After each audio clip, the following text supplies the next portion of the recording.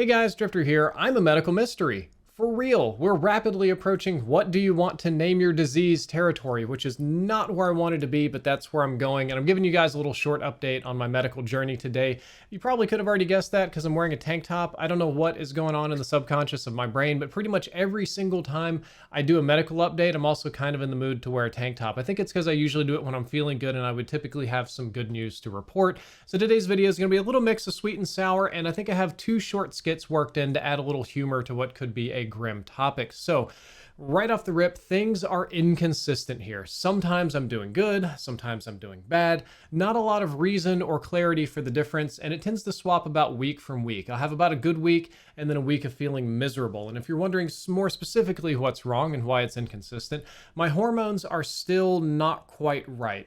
From a lab work perspective, everything is kind of balanced, but I'm still having some pretty big issues with temperature sensitivity, fatigue, brain fog, and some other things that would be common for hormone imbalance.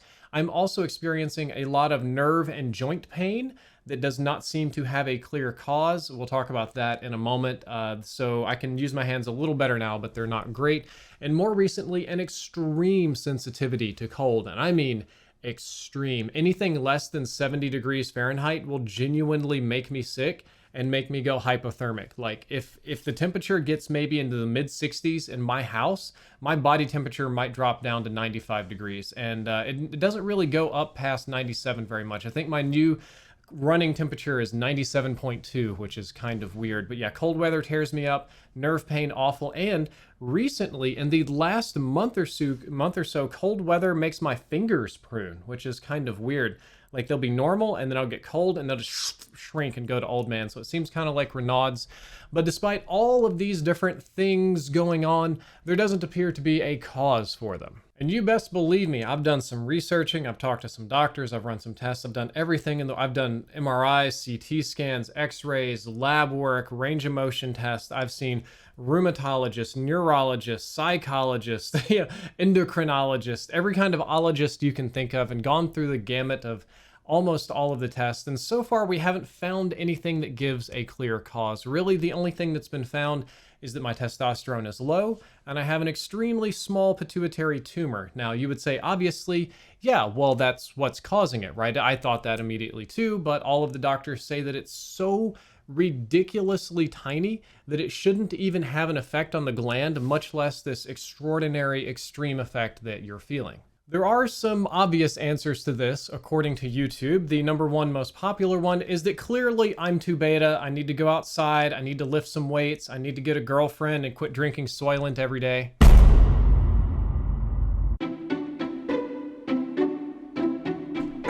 Soylent.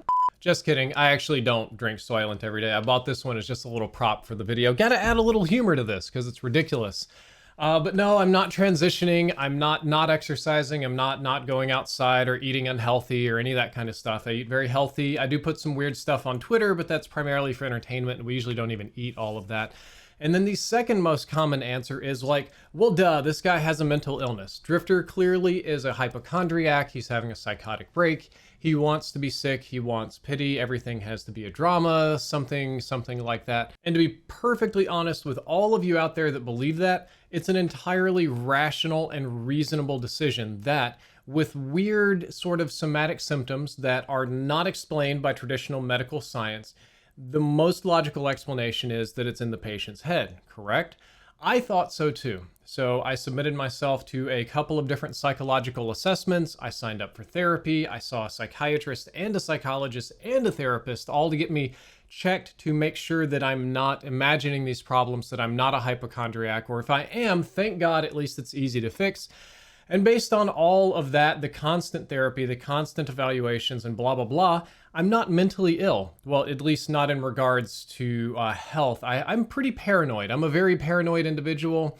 The therapist really wants to talk about my paranoia and trust issues, but the point of going and the monitoring does indicate that I'm not imagining my pains. And as I've told you about this story before, a lot of doctors have told me to seek mental help, that there's nothing they can do for me. As a matter of fact, on Tuesday, I had a doctor tell me, an orthopedic surgeon, that the paralysis and pain in my hands was beyond medical science, and I can get a second opinion or I can go to the Mayo Clinic.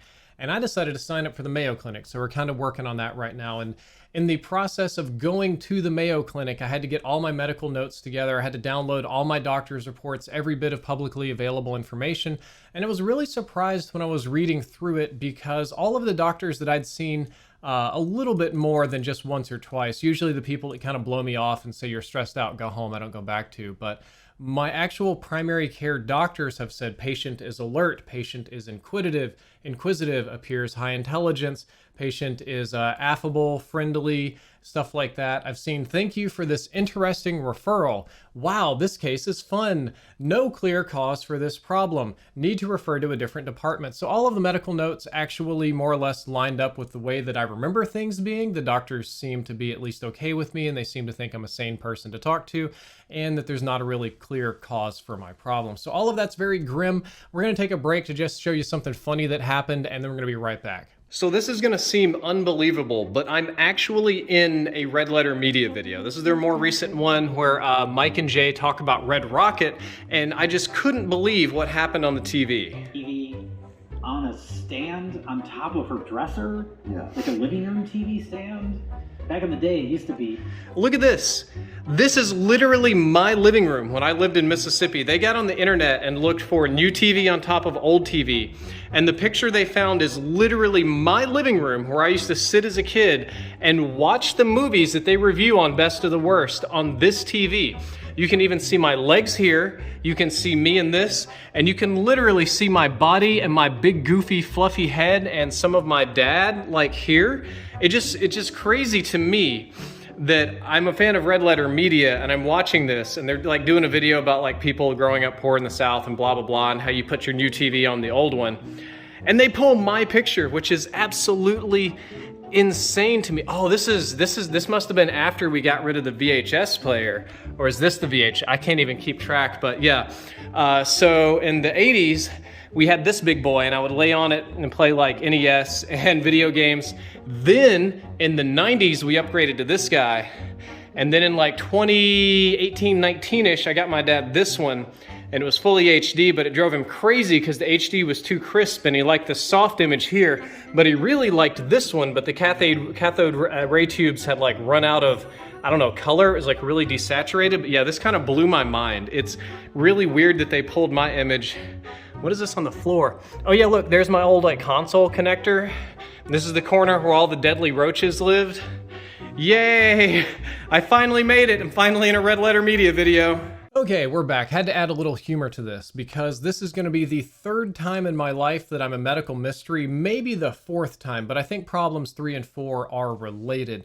For those of you that could use a little lore update about Little Drifter's life, when I was a kid, I think I was 9 years old, I was diagnosed with a pseudotumor. I think it was pseudotumor cerebri, which the short version of that is something that creates all of the symptoms of a tumor, usually swelling, loss of vision, increased pressure on your optical nerves or spinal cord and stuff like that. So from most of the tests, it looks like, oh my God, this guy probably has a huge brain tumor, but there was nothing. This is a pretty rare disease, and it's also one that's extremely common amongst teenage girls and pregnant teenage girls, so it's really rare to see in men or boys. And I remember when I was a little kid, it confused the devil out of doctors. It took like 3 or 4 weeks of constant MRIs to figure this out. I was in the hospital forever. They shaved my head and put electrodes all over it to see what was going on in one particular time. I don't even think I finished that when it irritated me too much. But I remember being a kid, and the doctor working my case would always bring other doctors around to see me. If I went to a clinic for a checkup, one doctor's like, hey, I want to show you to the 2 other doctors in this clinic. Your case is just so rare. This is like a once-in-a-lifetime thing. It'd be a really great educational experience. Sure. My primary care doctor, I think it was in Dallas Children's or something, did a similar thing, had the other doctors look at me as an oddity. They had medical students come by. It's like, this is something really unusual. You don't see too much. So I got a lot of that. Not a good feeling, right? Very scary when you're a little kid and you don't realize that that particular disorder is largely harmless, or at least very easily treatable. The second time in my life, medical mystery, when I'm doing therapy in college, and you're probably familiar with the dream stories and Mr. Shadow and the vampires, and these stories that I've told on my YouTube channel in a more entertaining storyteller kind of way were, at the time for me, terrifying, frightening. I was afraid of going to sleep. I was at war with my own unconscious. There were additional things in my head that were talking to me.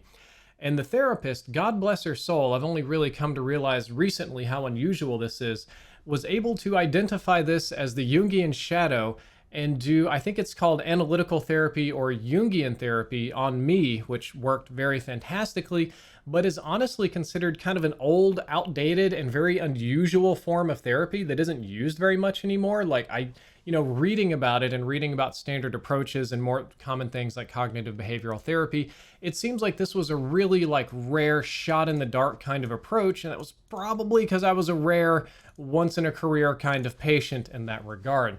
And now, once again, as an adult, I'm back and I have two mysteries. Number one is that my body doesn't make testosterone for no clear reason, literally no clear reason. We've done everything you can imagine, every medicine, every test, every diet, exercise, blah, blah, blah, does nothing.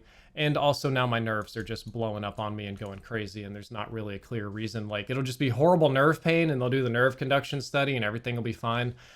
So yeah, that's been fun, and that's where I'm at as of today. As of recording this video, I'm kind of feeling okay. It's not so bad. We're actually on a little bit of an upswing recently, and I think some of that has to do with the fantastically warm weather outside. As I mentioned before, I'm extremely sensitive to cold weather, so the freezes here in Texas just tore me up this winter, but even a little bit of warmth, and I'm already starting to feel better. The only one thing I found that helps me so far is something I don't want to do too much of, and that's Delta-8 THC. I have found that if I take a massive dose of Delta-8 before bed, and I don't mean a little buzzing, but I mean an outrageous melt into the couch, the space triangle, start talking to you, let's watch Ancient Aliens kind of dose, that it weirdly flushes out all the blood vessels in my body. My hands get big and venous, heart rate goes up, I feel a little warm and sweaty and my nerves tingle, but all the pain goes away. And when I wake up the next day, I genuinely feel better for multiple days to come. The only downside is that small doses don't work, and I don't really want to do Delta-8 every single day, my God, but I'm kind of being forced to that because every day I do it, I wake up feeling better. So I'm in a really weird situation there. And I won't lie to you, all of this has, it's been a massive hit to my mental health. There's a whole ton of limitations that I have to go by. And you see things, you see videos and you see me playing games, but these are things that are planned for the last 6 months for the most part. Like I said, recently it's been a little better. It's been painful to sit down, painful to lay on your left or right side or your stomach, so you can only lay on your back, but it does hurt you to lay on your back, so you can do it for 3 or 4 hours. You can't walk very far, can't run, can't lift weights. For hands, they're totally shot. That means no video games, no computer games, no holding your cell phone, no reading books, no drawing, no typing, no nothing. So about the only thing I've been able to do is lay on my back and watch TV to the point where Netflix just doesn't even hit the same. I think that's why I went to Shudder, just starting to watch crazy independent films, because I'm burning through so much of this, which of course is a terrible L to your social life when you can't really do that much. It's a loss of my self-identity when I'm not really a gamer anymore. I'm not really gaming that much. And a sort of loss of sense of self-trust when you're having all of these weird problems and you can't figure it out, and there's not a rhyme or reason to recovery, and you have people telling you constantly that you're crazy. Yeah, that's not good for you. Even somebody starting with great mental health would be struggling by the end of that. So yeah, a little grim, but I wanted to let you all know that I am not giving up. Not at all, not by a long shot. I don't quit easily. That's not the kind of person I am. I'm continuing to take additional tests here and request additional MRIs. I'm kind of halfway into the process of signing up to the Mayo Clinic. They're trying to determine if my case is weird enough to treat me or not, and I'm hoping that it is because I know that they're fantastic. And just generally, thankfully, it's been warm here. I've been feeling good recently. I've been a little more active. You've probably seen more videos on here, a little bit more streams and stuff like that.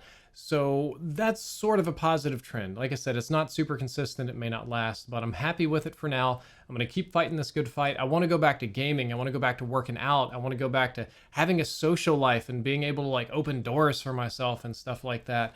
And at the end of the day, the question I have for you guys is, what do you want to name it?